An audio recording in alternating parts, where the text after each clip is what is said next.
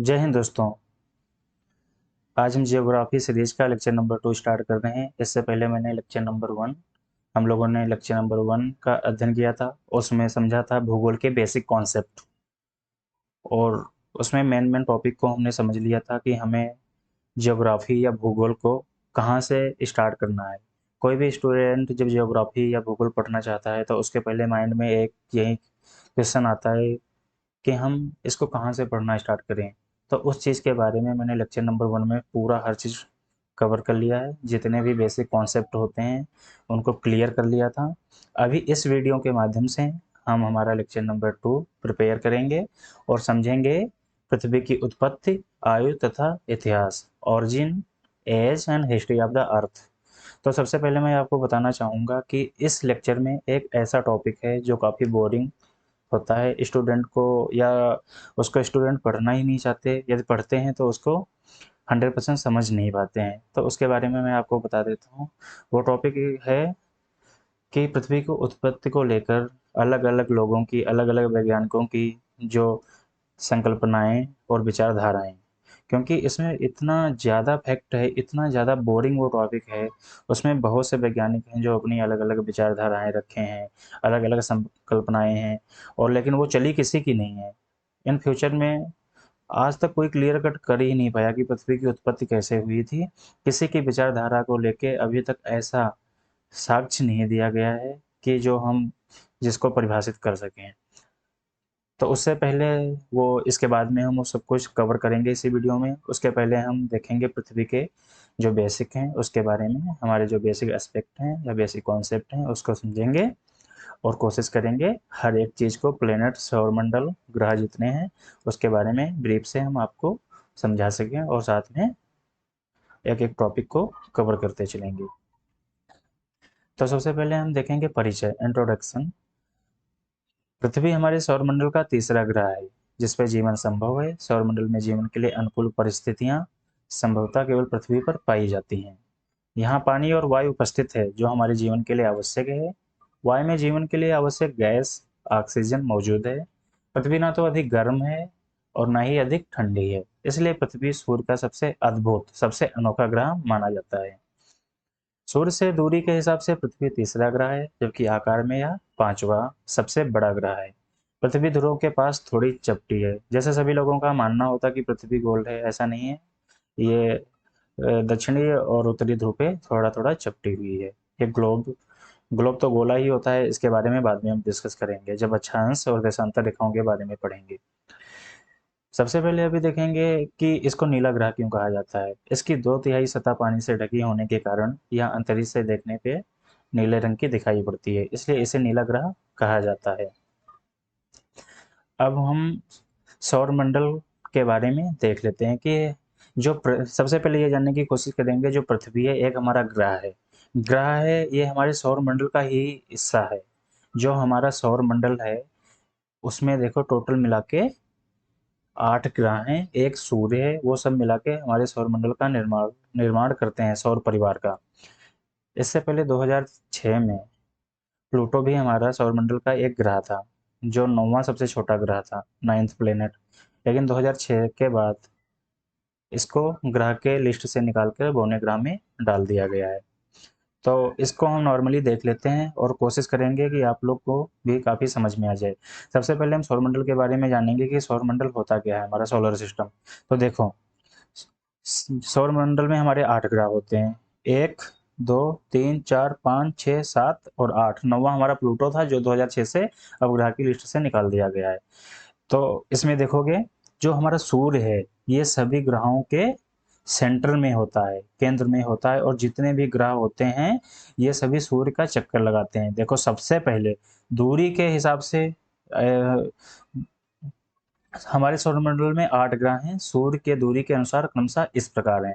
देखो सबसे पहले बुध होगा, फिर शुक्र होगा, फिर पृथ्वी होगा, फिर मंगल, बृहस्पति, शनि, यूरेनस एंड नेपच्यून। यूरेनस को अरुण कहते हैं और नेपच्यून को वरुण कहते हैं। अभी 8 ग्रह हैं ये। तो देखो सबसे सेंटर में हमारा सूर्य है, उसके बाद में बुध आ गया जिसको इंग्लिश में मरकरी कहते हैं। दूसरे नंबर पे शुक्र रहेगा जिसको इंग्लिश में वेनस कहते हैं। तीसरे नंबर पे अर्थ है, हमारी पृथ्वी है। जिसको, और उसके फिर तीसरे नंबर के बाद चौथे नंबर पे है मंगल ग्रह। ये सभी एक दीर्घ वृत्ताकार पथ पे, रास्ते पे सूर्य का सभी ग्रह चक्कर लगाते हैं और अपने भी अक्ष पे घूर्णन करते हैं। देख लिया, ये हो गए पृथ्वी, फिर मंगल। पांचवा ग्रह हमारा है बृहस्पति, छठा ग्रह है शनि, सातवां है यूरेनस, यूरेनस को अरुण कहते हैं, आठवां है नेपच्यून जिसको वरुण कहते हैं। तो हमारे ये स्ट्रक्चर हो गया हमारे सौर मंडल का, जिसमें एक सूर्य और 8 ग्रह हैं, जो आठों ग्रह सूर्य के दीर्घवृत्ताकार रास्ते पे चक्कर लगाते हैं। हमारा सौरमंडल सूर्य, 8 ग्रह, उपग्रह तथा कुछ अन्य खगोलीय पिंड जैसे क्षुद्रग्रह और उल्कापिंड से मिलकर बना है। सूर्य सौरमंडल के बीच में स्थित है। सूर्य एक ऐसा तारा है जो पृथ्वी के सबसे नजदीक है। जैसे कभी कभी आपने रात को देखा होगा, आसमान में या बादल में हमें बहुत छोटे छोटे तारे दिखाई पड़ते हैं। तो वैसे सूर्य भी एक तारा है, लेकिन सूर्य हमें इसलिए सबसे बड़ा, इतना बड़ा दिखाई पड़ता है क्योंकि ये हमारे पृथ्वी के काफी नजदीक है। काफी नजदीक नहीं है, लेकिन सभी तारों की अपेक्षा से ये सबसे नजदीक का तारा है, इसलिए हमें काफी बड़ा दिखाई पड़ता है। और जितने भी तारे हैं हमारे आसमान में दिखाई पड़ते हैं, वो काफी सूर्य से काफी बड़े भी हैं और सूर्य के बराबर भी हैं। आकार तथा संरचना की दृष्टि से सौरमंडल के ग्रहों को दो प्रकार में विभक्त किया जाता है। नंबर एक आंतरिक ग्रह, दूसरा बाह्य ग्रह। इसको हम समझेंगे। देखो इसमें देखो, जो हमारे सूर्य के चारों तरफ, जो सूर्य के नजदीक वाले 4 ग्रह हैं, ये आंतरिक ग्रह कहे जाते हैं। ये काफी मजबूत होते हैं, ये चट्टानों से मिलके बने होते हैं, कि इसीलिए इनकी डेंसिटी, इनका घनत्व बहुत ज्यादा रहता है। और जो ये 4 ग्रह हैं, बृहस्पति से लेके शनि, यूरेनस और नेपच्यून तक, ये हमारे बाह्य ग्रह कहा जाते हैं। ये गैसों से मिले होते हैं। ये आकार में इन चारों आंतरिक ग्रह वालों से काफी बड़े होते हैं, लेकिन इनका जो घनत्व होता है वो बहुत कम होता है। जबकि एक दो ग्रह ऐसे हैं जिनका घनत्व पानी से भी कम है। अब समझ लो, ये क्योंकि गैसों से बने होते हैं। आंतरिक ग्रह प्रत्येक का घनत्व 4 × 10⁻³ किलोग्राम होती है। शनि का घनत्व, और देखो शनि का घनत्व जल के घनत्व जैसे 10⁻³ किलोग्राम, ये जो हमारे जल का घनत्व है, शनि का घनत्व इससे भी कम है। बृहस्पति आकार में सबसे बड़ा ग्रह है। क्लियर? अभी आगे देखते हैं। जैसा मैंने आपको पहले समझाया था कि ये जितने भी ग्रह होते हैं, दूरी के अकॉर्डिंग देखो, तो सबसे पहले हमारा सेंटर में सूर्य हो जाएगा। फिर उसके बाद में सूर्य के चारों तरफ दीर्घवृत्ताकार रास्ते पे बुध चक्कर लगाता है। ये सूर्य के सबसे पहले पड़ता है, बुध के बाद फिर शुक्र पड़ता है, शुक्र के बाद तीसरे नंबर पे हमारी पृथ्वी है, अर्थ, और फिर पृथ्वी के चौथे नंबर पर मंगल ग्रह होता है। ये 1 2 3 4 बुध शुक्र पृथ्वी मंगल, ये चारों हमारे आंतरिक ग्रह माने जाते हैं, जिनको हम, जिनका घनत्व बहुत ज्यादा होता है। ये आकार में छोटे भी होते हैं बाह्य ग्रहों की अपेक्षा। जो बाह्य ग्रह, देखो बृहस्पति, देखो सबसे बड़ा ग्रह है, जो मैंने आपको पहले बताया था कि बृहस्पति आकार में सबसे बड़ा ग्रह है। उसी अकॉर्डिंग देखो, बृहस्पति आकार में सबसे बड़ा ग्रह है। बृहस्पति के बाद शनि, अरुण और वरुण, यूरेनस, नेपच्यून, ये हमारे बाह्य ग्रह हैं। ये आकार में बड़े होते हैं, लेकिन इनका घनत्व कम होता है क्योंकि ये गैस से बने होते हैं। गैस, मीथेन जैसे, ये और हाइड्रोजन गैस मीथेन से बने होते हैं, और जबकि ये चट्टानों से बने हैं, इसलिए इनका घनत्व बहुत ज़्यादा है आंतरिक ग्रहों का। अभी देखेंगे सौर मंडल के ग्रहों की जानकारी के बारे में थोड़ा बहुत देख लेते हैं। गुरुत्वाकर्षण के नियम के अनुसार ये ग्रह जितना ही अधिक आकार में बड़ा होगा, उसका ग्रेविटेशनल फोर्स, गुरुत्वाकर्षण बल, उतना ज़्यादा होगा। परिणाम स्वरूप उसके आंतरिक भाग में दबाव उतना ही अधिक होगा, जिस कारण बृहदाकार ग्रह का मतलब बड़े ग्रह का घनत्व भी अधिक होगा। परंतु ऐसा नहीं है, क्योंकि बाह्य बृहद आकार ग्रहों की रचना हल्के तत्वों जैसे हाइड्रोजन, हीलियम और हाइड्रोजन यौगिक जैसे जल, अमोनिया और मीथेन से हुई है, जबकि आंतरिक ग्रहों की रचना भारी पदार्थों जैसे सिलिकेट और धातुओं से हुई है। इस फैक्ट को हम समझेंगे यहाँ से।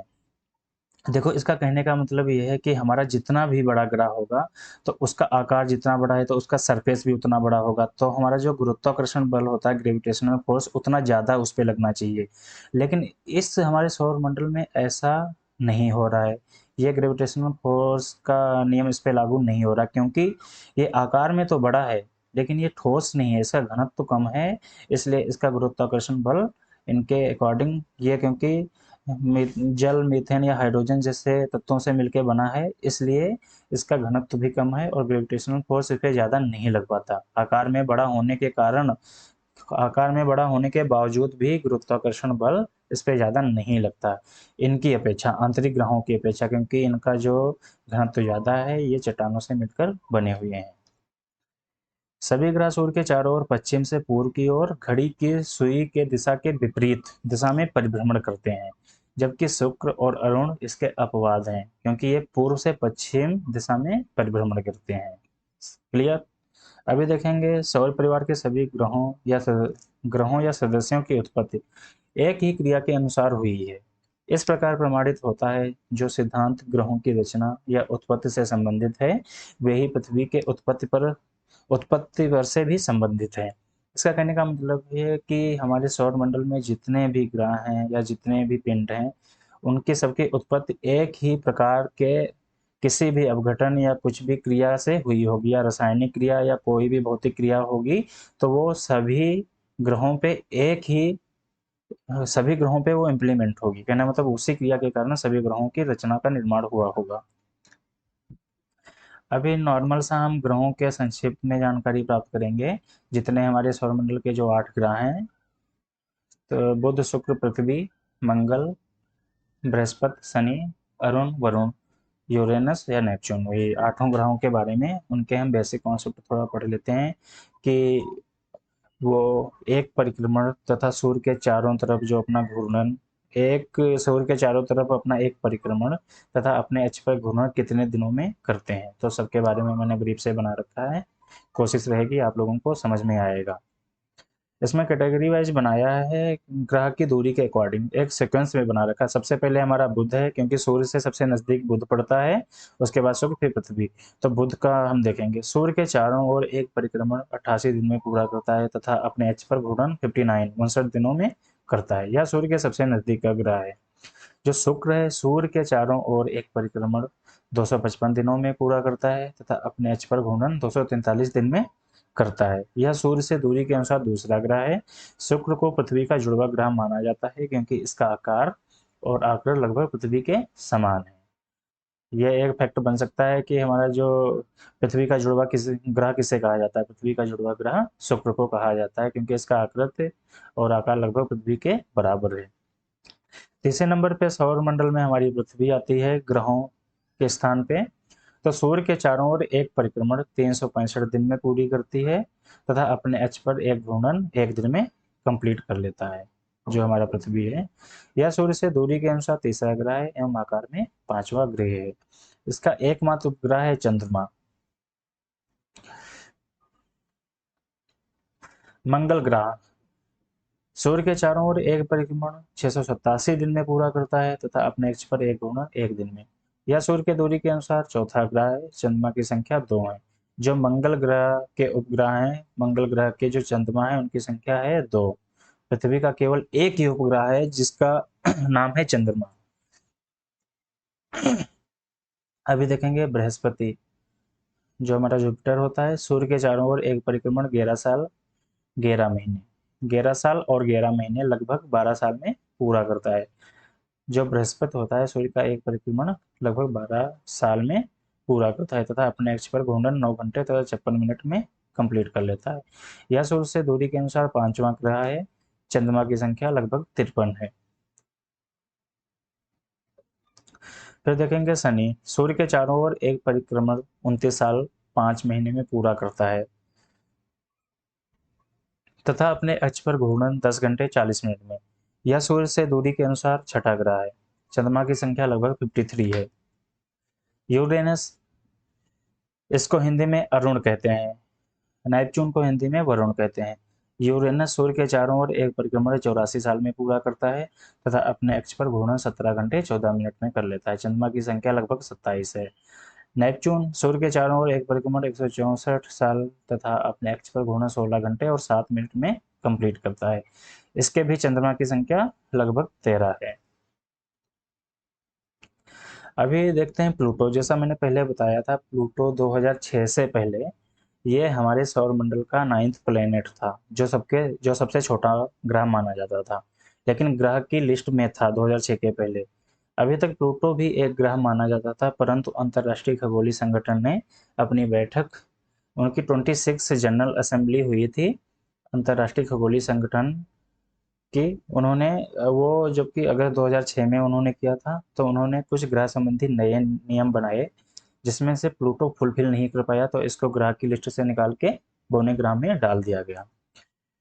अभी तक प्लूटो भी एक ग्रह माना जाता था, परंतु अंतर्राष्ट्रीय खगोलीय संगठन ने अपनी बैठक अगस्त 2006 में यह निर्णय लिया कि कुछ समय पहले खोजे गए अन्य खगोलीय पिंड जैसे सिरस तथा प्लूटो बौने ग्रह कहे जाएंगे। साल 1930 में प्लूटो, जिसको कुबेर या यम ग्रह भी कहते हैं, प्लूटो ग्रह की सौरमंडल के 9वें ग्रह 9th प्लैनेट के रूप में खोज की गई थी, परंतु 2006 में अंतर्राष्ट्रीय खगोलीय संगठन इंटरनेशनल एस्ट्रोनॉमिकल यूनियन ने इसकी ग्रह की मान्यता वापस ले ली तथा प्लूटो को बौना ग्रह का दर्जा दे दिया गया। आईएयू के अनुसार कोई भी ग्रह निम्न शर्तों को पूरा करेगा तभी वह ग्रह कहलाएगा। सबसे पहले ये 3 कंडीशन बनाई थी उन्होंने 26 जनरल असेंबली में, अपने इसने आईएयू ने। उनके 3 नियम ये थे। इसे सूर्य के कक्षा में होना चाहिए, कोई भी ग्रह सूर्य के कक्षा में होगा और सूर्य के चारों तरफ चक्कर लगाएगा। इसे काफी भारी होना होगा, जिससे अपना ग्रेविटेशनल फोर्स या गुरुत्वाकर्षण शक्ति के कारण यह एक गोल स्फीयर में हो सके। इसकी कक्षा ऑर्बिट की किसी अन्य ग्रह की कक्षा को काटना नहीं चाहिए। जो किसी भी ग्रह की कक्षा होगी वो कोई तीसरा ग्रह उसकी कक्षा को ना काटे, नहीं तो कभी वो टकरा भी सकते हैं आपस में। प्लूटो सौरमंडल में एरिस के बाद दूसरा ग्रह, दूसरा सबसे बड़ा बौना ग्रह है। ये अभी ग्रह नहीं बचा है, ये अभी बौना ग्रह है प्लूटो, तथा सूर्य की परिक्रमा करने वाला 10वां सबसे बड़ा पिंड है। प्लूटो क्यूपर मेखला, ये हमारी क्यूपर बेल्ट का सबसे बड़ा सदस्य है।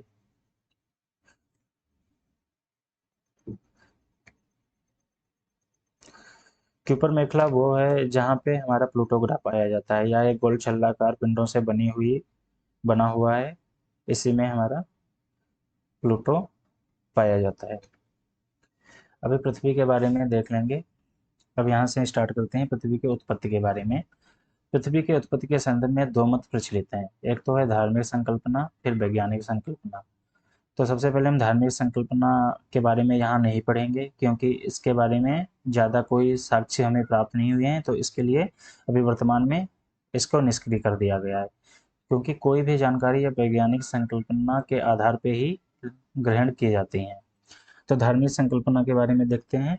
धार्मिक विचारधारा को वर्तमान के वैज्ञानिक युग में मान्यता प्राप्त नहीं है, क्योंकि उसके प्राचीन मत तथा विचारधाराएं तर्क की कसौटी पर खरी नहीं उतर पाती हैं। यह संकल्पना पूरी तरह से काल्पनिक है। कल्पना पे आधारित होने के कारण धार्मिक विचारधारा मान्य नहीं है तथा उसका यहाँ पर उल्लेख नहीं करेंगे। वैज्ञानिक संकल्पना देखो, पृथ्वी की उत्पत्ति को वैज्ञानिक संकल्पना के आधार पर अध्ययन करेंगे, क्योंकि इसके द्वारा ही आज हम सौरमंडल, ग्रह आदि की जानकारी की पुष्टि करने में सक्षम हुए हैं। एक चीज मैं आपको बता देता हूँ, जो हमारे सौरमंडल हैं इनके बारे में, जो हमें इन सौरमंडल के ग्रहों के बारे में हमारा जो वाजर एयरक्राफ्ट वहाँ पे पृथ्वी की कक्षा में स्थापित है, वो हमें इनकी पूरी जानकारी देता है। वाजर ये साल 1977 से लेकर 78 तक में वाजर मिशन के जरिए वाजर एयरक्राफ्ट 1, वाजर एयरक्राफ्ट 2 यहाँ से लॉन्च किए गए थे, जो पृथ्वी की कक्षा में स्थापित किए गए थे। वही हमें जितने भी हमारे ग्रह हैं उनकी जानकारी हमें एक्यूरेट देता है। उसी की वजह से हम पृथ्वी ग्रहों के आकार तथा उसके संकल्पना का की पुष्टि कर पाए हैं। अभी देखेंगे पृथ्वी की उत्पत्ति वैज्ञानिक संकल्पना। पृथ्वी के उत्पत्ति के संदर्भ में संभवतः सर्वप्रथम तर्कपूर्ण परिकल्पना का प्रतिपादन फ्रांसीसी वैज्ञानिक कास्टे द बफन द्वारा सन 1749 में किया गया था। ग्रहों की उत्पत्ति के आधार पर भाग लेने वाले तारों की संख्या के आधार पर वैज्ञानिक संकल्पनाओं को 2 भागों में विभाजित किया जाता है। अब यहाँ से हमारी पृथ्वी की उत्पत्ति को लेके जितने भी हमारे विचारधाराएं, संकल्पनाएं, हमारे वैज्ञानिकों की है उसके बारे में हम देखेंगे और जानेंगे, और जानेंगे कि हमारी पृथ्वी की उत्पत्ति को लेके किस वैज्ञानिक की कौन सी विचारधारा है तथा कौन सी संकल्पना है। तो इसमें देखो, जो हमारे पृथ्वी तथा ग्रहों की उत्पत्ति को लेके दो मेन है, अद्वैतवादी संकल्पना, फिर है द्वैतवादी संकल्पना। इसी के तहत हम सब कुछ स्टडी करेंगे, लेकिन इसके बाद में जो इस समय वर्तमान में हमारी आधुनिक संकल्पना है उसको हम थोड़ा ब्रीफली देखेंगे। यद्यपि वर्तमान समय तक किसी ऐसे सिद्धांत अथवा विधि का प्रतिपादन नहीं किया जा सका है जिनके आधार पर पृथ्वी की उत्पत्ति और उसके आधार पर सही रूप से वर्णन किया जाए। ये बात आपको समझ में आ गई कि कहने का मतलब यहाँ पे कम एक नहीं, बहुत सारे ऐसे वैज्ञानिक हुए हैं, सभी का अलग अलग मत है, सभी ने अपने, किसी ने तो पूरे ब्रह्मांड, किसी ने आकाशगंगा, किसी ने हमारे सौर मंडल, किसी ने ग्रह को, किसी ने तारों के बारे में अलग अलग मत दिया है। लेकिन हाँ, सभी के मत को एक बार मैं ऐसा करूँगा, इस वीडियो के बाद कुछ दिनों के बाद मैं सभी के, जितने भी हमारे पृथ्वी ब्रह्मांड के उत्पत्ति को लेकर संकल्पनाएं हैं और उनके बारे में ब्रीफ से एक वो, क्योंकि उसमें बहुत ज़्यादा टाइम लग जाता, बहुत बड़ा वीडियो बनता, तो उसको मैंने इसमें पूरे सभी की विचारधाराओं को इसमें कवर नहीं किया, क्योंकि उसको कवर करने का कोई मतलब भी नहीं है, क्योंकि वो अभी वैलिड तो है नहीं, कोई पुष्टि तो उनकी 100% हो नहीं पा रही है। तो इसके अकॉर्डिंग हम जो अभी जो आधुनिक चल रही हैं उसके बारे में, जो करंट की हैं उसके बारे में थोड़ा बहुत देख लेंगे। उसके बारे में मैं अलग से वीडियो बना दूंगा, उनसे काफ़ी ज़्यादा हमें नॉलेज बनता है ग्रहों के आकार के बारे में, कि कौन सा ग्रह कैसे रिएक्ट करता है, उसके कैसे, उसका कक्षा कैसे बना, वो कैसे पृथ्वी के चारों तरफ या सूर्य के चारों तरफ कैसे चक्कर लगाने लगा। उससे हमें काफ़ी कुछ सीखने को मिलेगा, जो हमारे सभी वैज्ञानिकों के अलग अलग विचारधाराएँ हैं, संकल्पनाएँ हैं।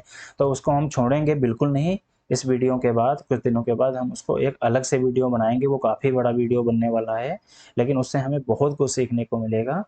तो वो हम ज़रूर कवर करेंगे और बनाएंगे, आपके सामने अपलोड करेंगे। अभी देखेंगे, जो मैंने आपको पहले बताया था, ग्रहों की उत्पत्ति के आधार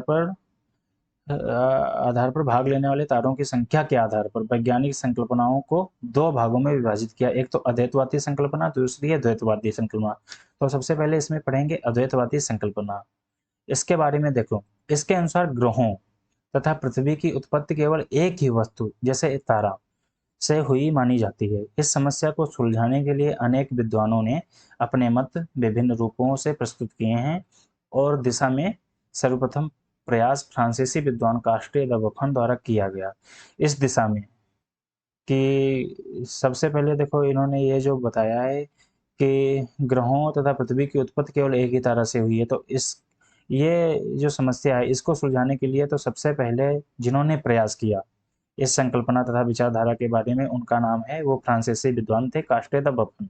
ये पूछ सकते हैं कि सबसे पहले पृथ्वी की उत्पत्ति में अपनी विचारधारा तथा संकल्पना को सामने लाने वाले वैज्ञानिक का नाम तथा विद्वान का नाम क्या है, तो एक वो फ्रांसीसी विद्वान थे जिनका नाम था कास्टे द बफन, उनके द्वारा किया गया। बाद में इमैनुअल कांट और लप्लास, सबसे, और ये भी बहुत ज़्यादा इम्पोर्टेंट है, कांट और लप्लास, इनकी जो विचारधाराएं हैं तथा संकल्पनाएं हैं, इसके बारे में मैंने आपको पहले बताया, एक पर्टिकुलर वीडियो बनाऊंगा जिससे हमें काफ़ी कुछ आकाशगंगा, पृथ्वी, ग्रहों के बारे में सीखने को मिलेगा।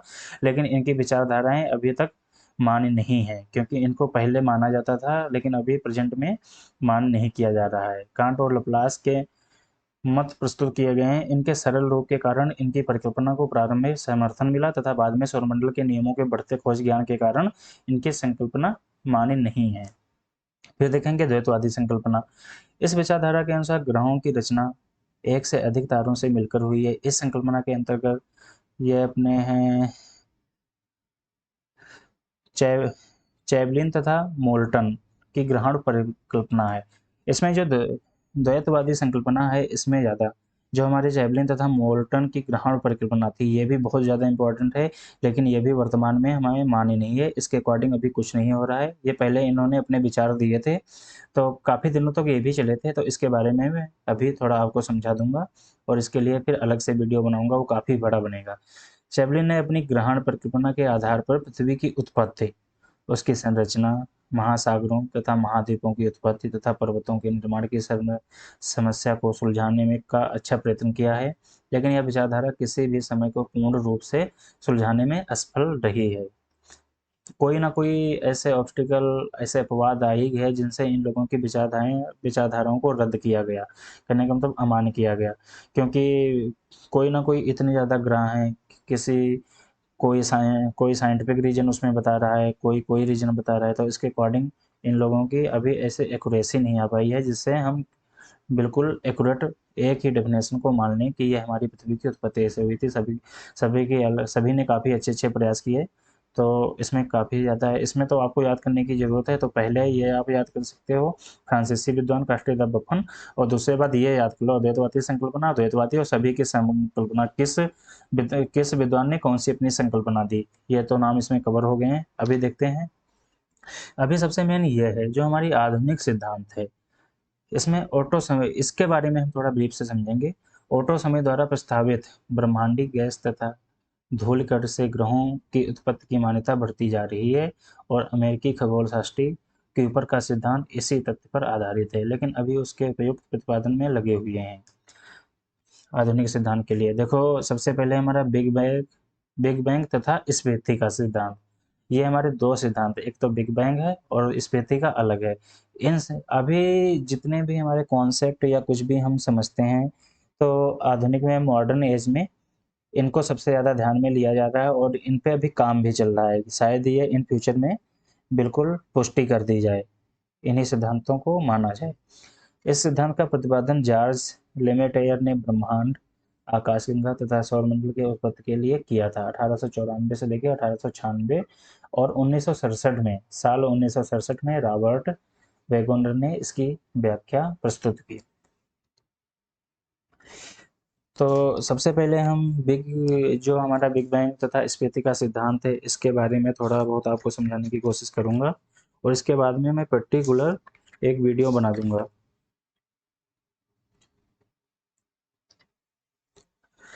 बिग बैंग सिद्धांत के अनुसार ब्रह्मांड की उत्पत्ति आज से लगभग 15 बिलियन वर्ष, या कहने का मतलब 15 बिलियन का मतलब है कि 15 अरब वर्ष पहले घने पदार्थों वाले विशाल अग्निपिंड के आकस्मिक जोरदार विस्फोट तथा उससे जनित विकिरण के कारण हुई। इस सिद्धांत के अनुसार आज से 15 अरब वर्ष पहले एक विशाल अग्निपिंड था जिसकी रचना भारी पदार्थों से हुई थी। इस विशालकाय अग्निपिंड का अचानक विस्फोट हो गया, जिस कारण पदार्थों का बिखराव हो गया।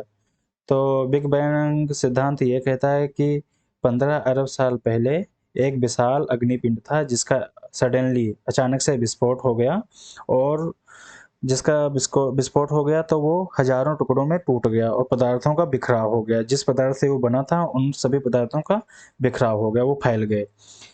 इन पदार्थों को प्रारंभिक सामान्य पदार्थ कहा गया। जो शुरुआत में पहले, उनको तो सामान्य पदार्थ कहा गया। शीघ्र ही सामान्य पदार्थों के अलगाव के कारण, जो हमारे सामान्य पदार्थ थे वो अलग अलग हो गए। अलगाव के कारण काले पदार्थों का सृजन हुआ। जो हमारे सामान्य पदार्थ अलग हो गए थे, उनसे अब काले पदार्थ की उत्पत्ति हुई। इन काले पदार्थों का आपस में समूहन होने से अनेकों पिंडों का निर्माण हुआ। इन पिंडों के चारों ओर सामान्य पदार्थों का जमा होने लगा।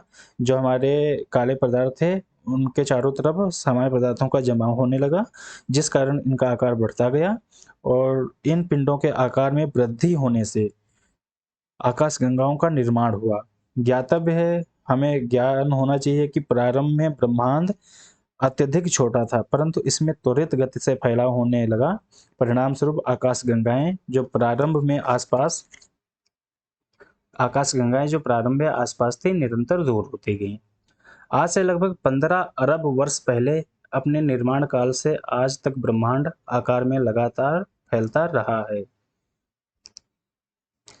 आकाशगंगाओं का भी विस्फोट हुआ, उनका बहुत ज़्यादा, आकाशगंगाओं का भयंकर विस्फोट हुआ। जैसे पहले जो अग्निपिंड था उसका सबसे ज़्यादा विस्फोट हुआ, फिर काफ़ी ज़्यादा आकाशगंगाएं बनी, फिर आकाशगंगाओं का भी विस्फोट हुआ, जिससे विस्फोट से निकले पदार्थों के समूहन से बने असंख्य पिंडों द्वारा प्रत्येक आकाशगंगा के तारों का निर्माण हुआ। जितने भी हमारे आकाशगंगा के तारा हैं, जैसे एक सूर्य भी तारा है, इन सभी का निर्माण हुआ। इसी तरह प्रत्येक तारे के विस्फोट के कारण और उनके पदार्थों के समूहन द्वारा ग्रहों का निर्माण हुआ। अब इसी प्रकार अमेरिकन वैज्ञानिक अलन गुथ, एक अमेरिका के वैज्ञानिक थे, विद्वान थे, उनका नाम था अलन गुथ। उन्होंने 1980 में जो हमारा बिग बैंग सिद्धांत आपको समझाया, इसको उन्होंने गलत ठहरा दिया। उन्होंने बताया कि बिग बैंग सिद्धांत को ब्रह्मांड की उत्पत्ति की समस्या को सुलझाने में असमर्थ पाया, अतः उन्होंने स्फीत सिद्धांत, उन्होंने एक अपना नया सिद्धांत बनाया जिसका नाम था स्फीत सिद्धांत का प्रतिपादन किया। अलन गुथ की अवधारणा है कि ब्रह्मांड के दृश्य द्रव्यमान के घनत्व की तुलना में उसका वास्तविक घनत्व बहुत अधिक है। इससे निष्कर्ष निकलता है कि ब्रह्मांड में अदृश्य काले पदार्थों का अस्तित्व है। यद्यपि बिग बैंग तथा स्फीत सिद्धांत लगभग एक जैसे ही हैं, क्योंकि उनकी कई मान्यताएं उभयनिष्ठ हैं। उनमें अंतर मात्र इस बात से संबंधित है कि विशालकाय अग्निपिंड के विस्फोट के 1 सेकंड के अंदर किस प्रकार की घटनाएं घटी। स्फीत सिद्धांत के अनुसार विशालकाय अग्निपिंड के जोरदार विस्फोट के बाद अति अल्प काल में ब्रह्मांड का असाधारण त्वरित गति से फैलाव हुआ। इस प्रक्रिया के दौरान 1 सेकंड में अल्पांश के अंतर्गत ही ब्रह्मांड के आकार में कई गुना वृद्धि हो गई। तो यहाँ तक हमने देखा कि जो बिग बैंग तथा स्फीत के सिद्धांत है, ये बहुत ज़्यादा एक दूसरे से मिलते हुए हैं, सिमिलर हैं, लेकिन बस इसमें थोड़ा डिफरेंस ये है क्योंकि स्फीत के अकॉर्डिंग जो हमारा ब्रह्मांड का सबसे पहले विस्फोट हुआ था, तो अग्नि के पिंड का, तो उससे जो बहुत एकदम से जो अग्निपिंड का विस्फोट हुआ था, उसमें 1 सेकंड के अंदर हमारे काफ़ी बहुत ज़्यादा उसका फैलाव हो गया और बहुत ज़्यादा विस्तृत क्षेत्र में फैल गया। बस यही थोड़ा बहुत डिफरेंस है, और वैसे बिग बैंग तथा स्फीत के सिद्धांत काफ़ी एक दूसरे के सिमिलर हैं। अब हम देखेंगे पृथ्वी की आयु। पृथ्वी की आयु के बारे में हम ये मानते हैं कि पृथ्वी की आयु, इसके बारे में मैं आपके लिए काफ़ी ज़्यादा है, इसके लिए वीडियो बनाऊंगा कि 80,000 साल पहले कौन सा युग था, कब इसके क्या बनना स्टार्ट हुआ, उसके बारे में कैसे भी रासायनिक तथा भौतिक कौन सी घटनाएं हुई जिसके द्वारा पृथ्वी बनी, इसके बारे में मैं अलग से डीपली से वीडियो बनाऊंगा। इसमें केवल मैं ये बताना चाहता हूँ कि यद्यपि वर्तमान समय तक किसी ऐसे सिद्धांत अथवा विधि का प्रतिपादन नहीं किया जा सका है जिनके आधार पर पृथ्वी के उत्पत्ति काल तथा विकास काल का सही रूप में प्रदर्शित किया जाए। अभी कोई बोल देता है 50 अरब साल पहले, 20 अरब साल पहले, तो ये अप्रोक्सीमेटली में ही होते हैं, कोई इसका हम प्रतिपादन ऐसे नहीं कर सकते हैं, क्योंकि अभी तक कोई ऐसे सिद्धांत की पुष्टि ही नहीं हुई। सभी के सिद्धांत हैं, किसी को पर्टिकुलर हमारी पृथ्वी की उत्पत्ति के लिए तो किसी को भी माना नहीं है, क्योंकि सभी के सिद्धांतों पे विचार किया जाता है और सभी से कुछ ना कुछ सीखने को भी मिलता है। तो इसके बारे में मैं अलग से वीडियो बनाऊंगा जिसमें आप लोग जाके देख सकते हैं। Okay, thanks for watching. तो आज की वीडियो आप लोगों को जैसी लगी हो कमेंट सेक्शन में लिख के ज़रूर बताएं।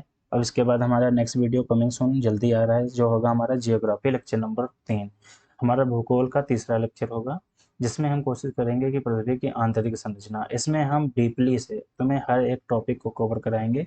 Structure of the earth interior, जो हमारी पृथ्वी की आंतरिक संरचना है उसके बारे में डीपली से समझने की कोशिश करेंगे। Okay, thank you. जय हिंद दोस्तों।